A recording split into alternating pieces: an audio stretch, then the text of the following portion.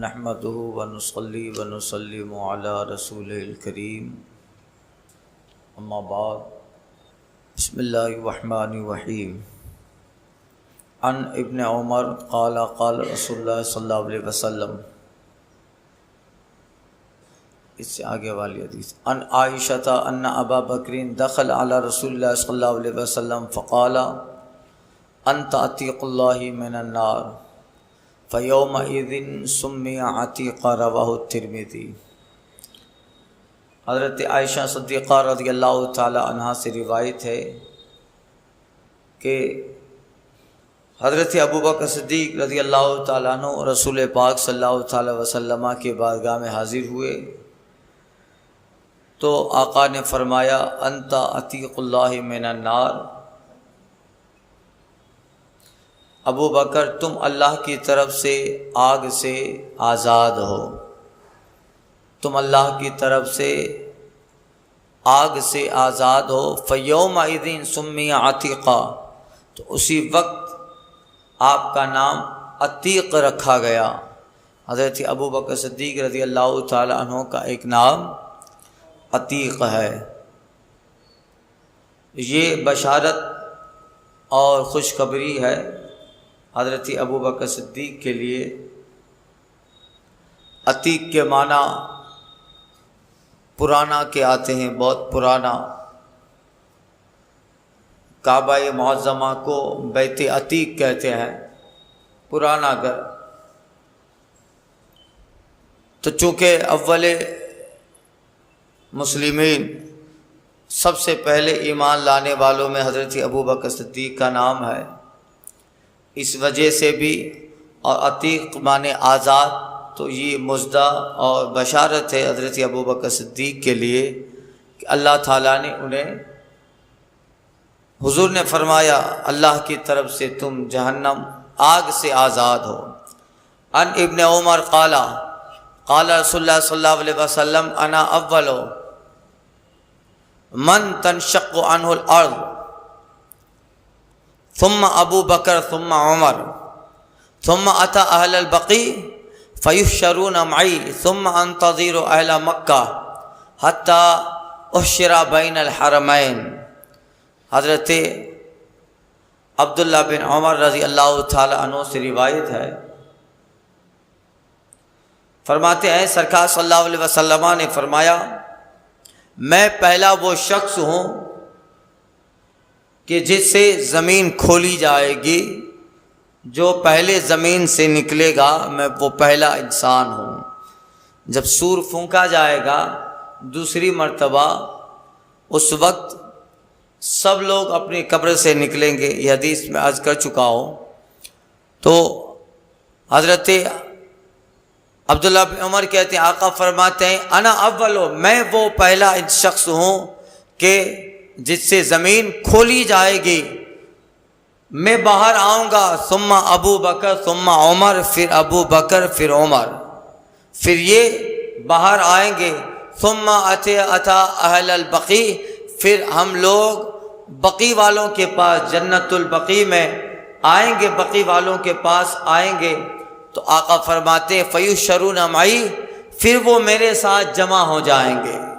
اہل بقیع، جہاں مدینہ پاک کا جو قبرستان ہے بقیع، جہاں میں 10,000 سے زیادہ صحابہ آرام فرما رہے ہیں، تو حضور فرماتے ہیں کہ پھر میں ابو بکر عمر اپنی قبروں سے نکلے اور ہم جنت البقیع میں اہل بقیع کے پاس جائیں گے.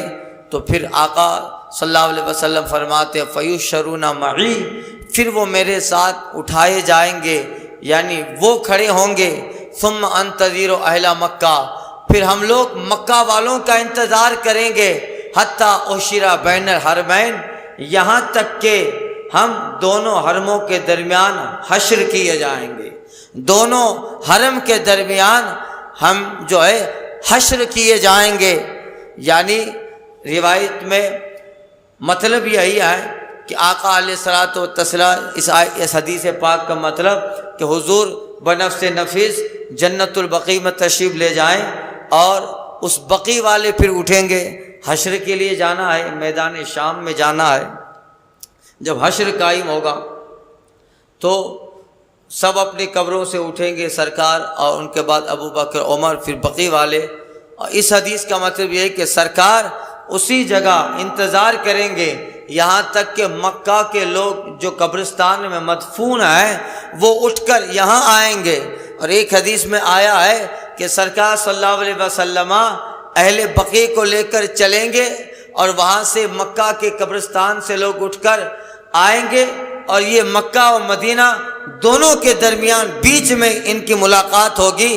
تو یہی فرمایا حتیٰ اشرا بین الحرمین، یہاں تک کہ دونوں حرم کے درمیان مجھے حشر دیا جائے گا، یعنی دونوں حرم کے درمیان ہم سب جمع ہوں گے اور وہ حشر کا جو ہے حال ہوگا، حشر کی شروعات ہوگی دونوں حرم کے درمیان.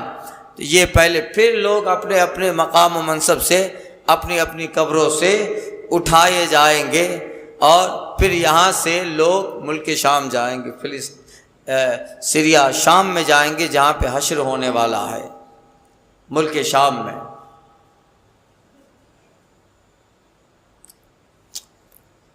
ان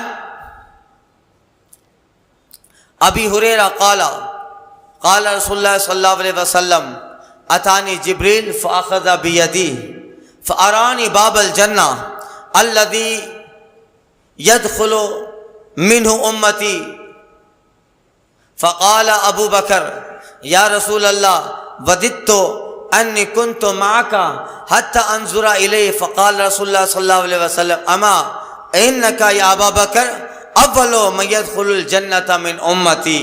حضرت ابو ہریرہ روایت کرتے ہیں آقا صلی اللہ علیہ وسلم نے فرمایا میرے پاس حضرت جبریل آئے اتانی جبریل فاخذ بیدی، میرا ہاتھ پکڑا، جناب جبریل نے ہاتھ پکڑا اور مجھے جنت کا وہ دروازہ دکھایا جہاں سے میری امت اندر داخل ہوگی، جہاں سے یدخل من امتی، جہاں سے میری امت اندر داخل ہوگی، وہ دروازہ جبریل نے مجھے دکھا دیا. ابو بکر وہیں تھے کہ یا رسول اللہ میں چاہتا ہوں کہ میں بھی آپ کے ساتھ ہوں، اس وقت میں بھی آپ کے ساتھ، کہ آپ کو جبریل نے وہ دروازہ دکھا دیا جس دروازے سے آپ کی امت داخل ہوگی، تو یا رسول اللہ میں چاہتا ہوں کہ میں بھی اس وقت آپ کے ساتھ رہوں تاکہ آپ کی امت کو جنت کے اس دروازے سے جنت میں جاتا دیکھ لوں. وددت انی کنت معک، یا رسول اللہ میں چاہتا ہوں میں آپ کے ساتھ رہوں حتی انظر الیہ، یہاں تک کہ میں انہیں دیکھتا رہوں، میں آپ کو دیکھتا رہوں یا امت کو دیکھتا رہوں کہ وہ جنت میں داخل ہو رہی ہے. آقا فرماتے ابو بکر تم یہ چاہتے ہو مگر تمہارا مقام تو اس سے بھی بڑا ہے. فقالا، آقا فرماتے ہیں اما ارے ابو بکر انکا یا ابا بکر، ابو بکر تم تو پہلے وہ انسان ہو میری امت میں جو اس جنت کے دروازے میں سب سے پہلے داخل ہوں گے.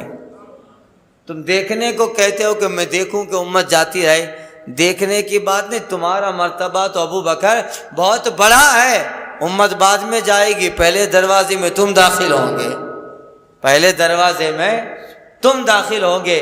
تو یہ جناب ابو بکر صدیق رضی اللہ تعالیٰ عنہ ہے. تو انبیاء یعنی سب سے پہلے ہمارے نبی صلی اللہ علیہ وسلم داخل ہوں گے، اور پھر حضور کے بعد سارے انبیاء کرام داخل ہوں گے، اور پھر ان کے بعد امتوں میں سب سے پہلے ابو بکر داخل ہوں گے.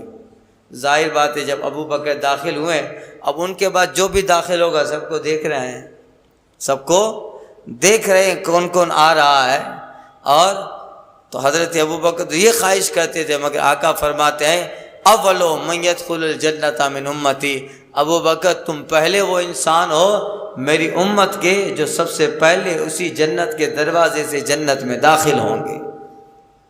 یہ فضیلت مقام و منصب ابو بکر صدیق رضی اللہ تعالیٰ عنہ کا. سنیے ان عمر ذکر عنده ابو بکر، یہ مشہور حدیث ہے.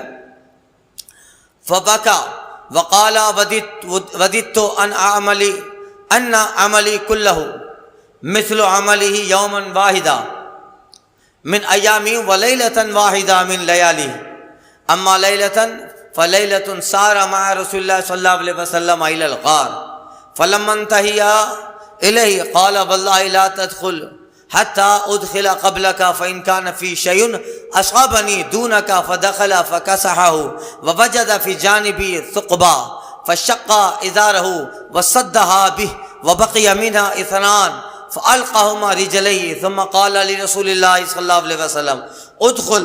فدخل رسول الله صلى الله عليه وسلم ووضع رأسه في حجره ونام.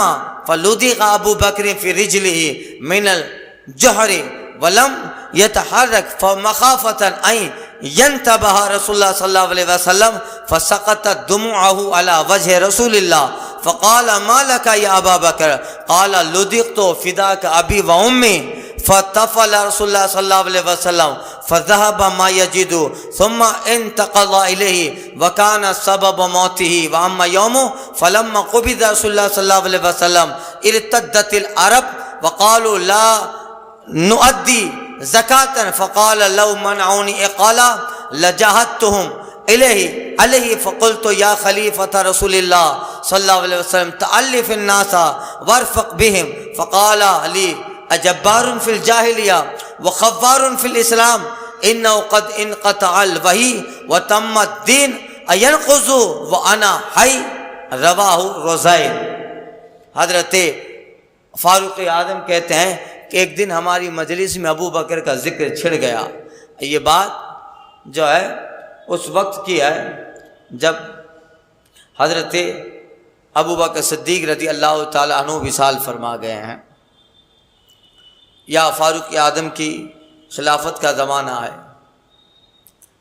کہتے ہیں ذکر عند عمر عندہ ابو بکر. یا ہو سکتا ہے کہ اسی وقت کی بات ہو مگر ابو بکر صدیق اس مجلس میں نہیں آئے. غائبانہ طور پر حضرت عمر اپنے ساتھیوں میں بیٹھے ہیں بات کر رہے ہیں ابو بکر کا ذکر آ گیا. تو کہتے ہیں عندہ ذکر ابو بکر. ابو بکر صدیق کا ذکر ہوا تو فاروق اعظم کہتے ہیں کہ میں یہ چاہتا ہوں کہ میرے سارے عمل میری زندگی کے سارے عمل ابو بکر کے ایک دن اور ایک رات والے عمل کے برابر ہو جائے تو مجھے کافی ہے.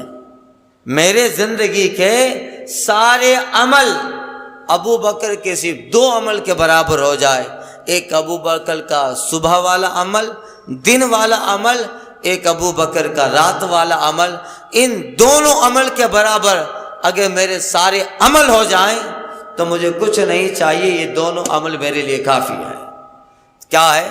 کہتے ہیں کہ مثل عملی یوم واحدہ من ایامی. ابو بکر کے ان دنوں میں سے ایک دن کے برابر اور ان کی راتوں میں سے ایک رات کے برابر میرے عمل ہو جائیں تو کافی ہے. اما لیلہ رہی وہ رات کی نیکی ابو بکر کی کہ میرے سارے عمل اس کے برابر ہو جائے, میرے سارے عمل اس ابو بکر کی رات کی ایک نیکی کے برابر ہو جائیں تو بھی کافی ہے. تو کہتے ہیں وہ رات کا عمل کہ وہ یہ ہے کہ ابو بکر صدیق نے رسول اللہ صلی اللہ علیہ وسلم کے ساتھ غار کی طرف سفر کیا. سارا مع رسول اللہ, حضور کے ساتھ غار کی طرف تشریف لے گئے, یعنی ہجرت کا موقع ہے.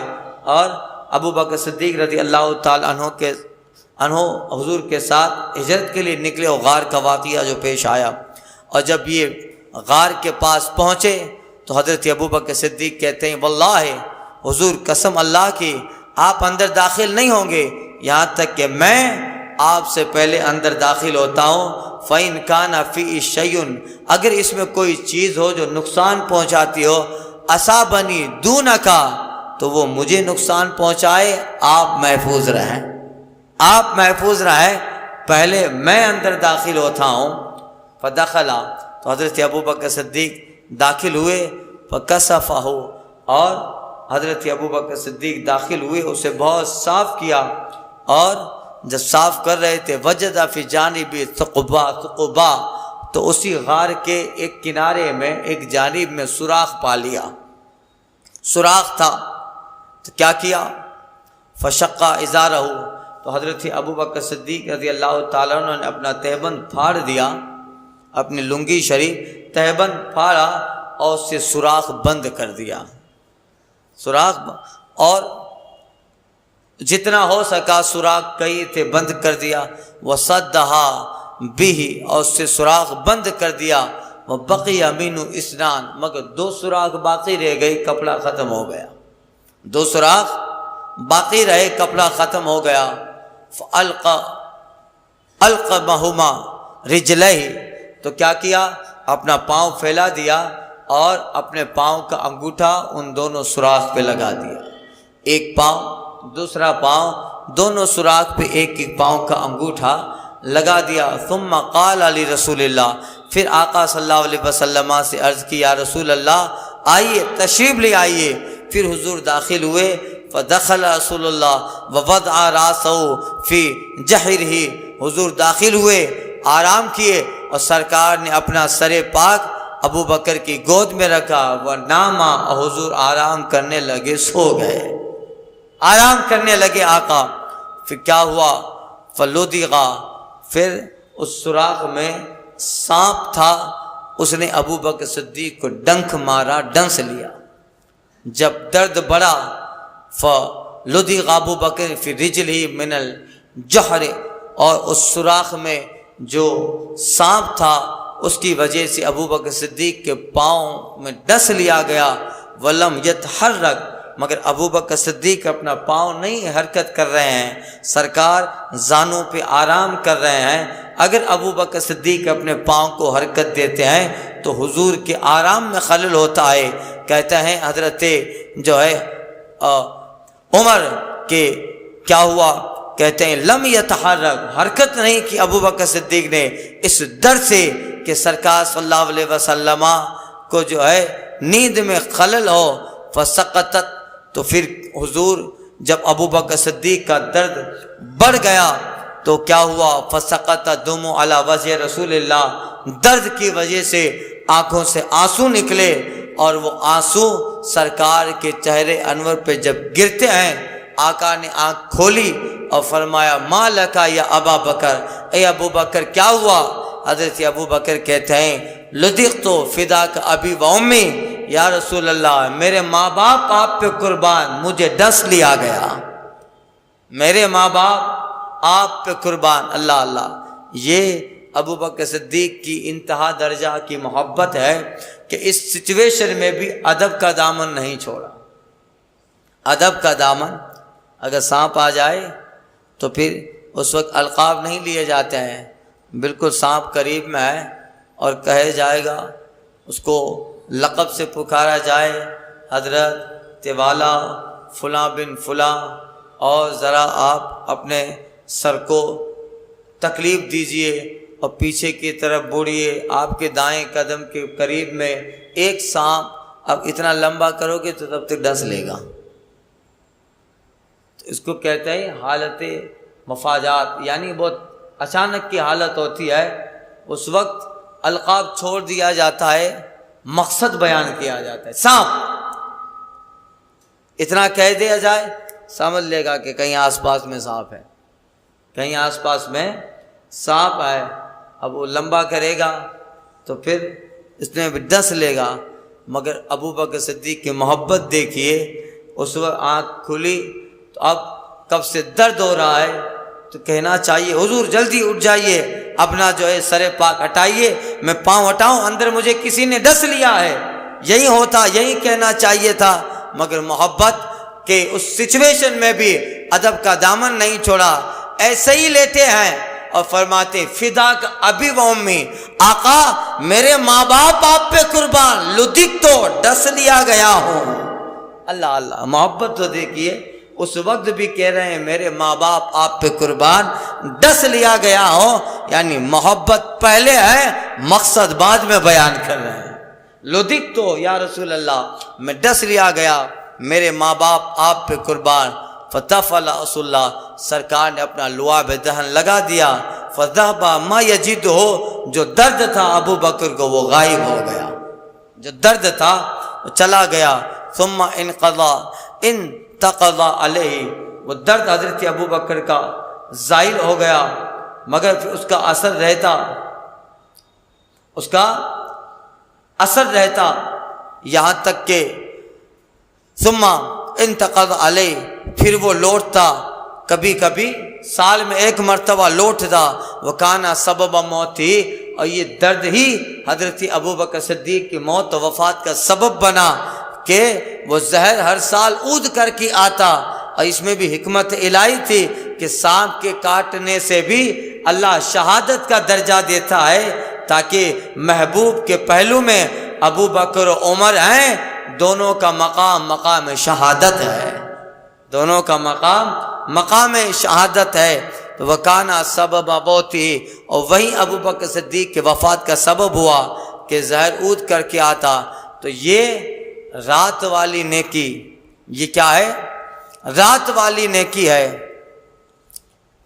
فاروق اعظم کہتے کاش یہ نیکی اور اس غار میں جو حضور کے ساتھ رہنے کی وجہ سے ابو بکر کو جو ثواب ملا ہوگا، میری زندگی کی ساری نیکیاں ابو بکر کے پاس چلی جائے، ان کی یہ دن والی نیکی میرے پاس، یہ رات والی نیکی میرے پاس آ جائے۔ اللہ اللہ۔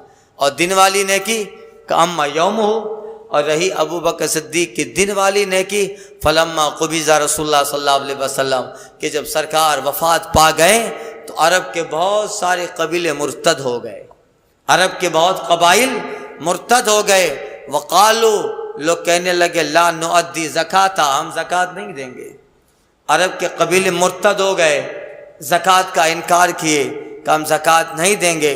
حضرت فرمایا فقالا لو منعونی، ابو بکر صدیق کہتے ہیں اگر یہ لوگ زکوٰۃ دینے سے، اگر زکوٰۃ کی لو منعونی اقالا، اگر ایک رسی دینے سے بھی انکار کریں گے، لجاہدتہم علیہ، میں ان سے جہاد کروں گا، میں ان سے جہاد کروں گا۔ فاروق اعظم کہتے ہیں میں نے کہا اے رسول اللہ صلی اللہ علیہ وسلم کے خلیفہ، اے خلیفہ رسول اللہ صلی اللہ علیہ وسلم، تالف الناسا، تھوڑا نرم کیجئے، وارفق بہم، اور لوگوں کی موافقت کیجئے، نرمی کیجئے۔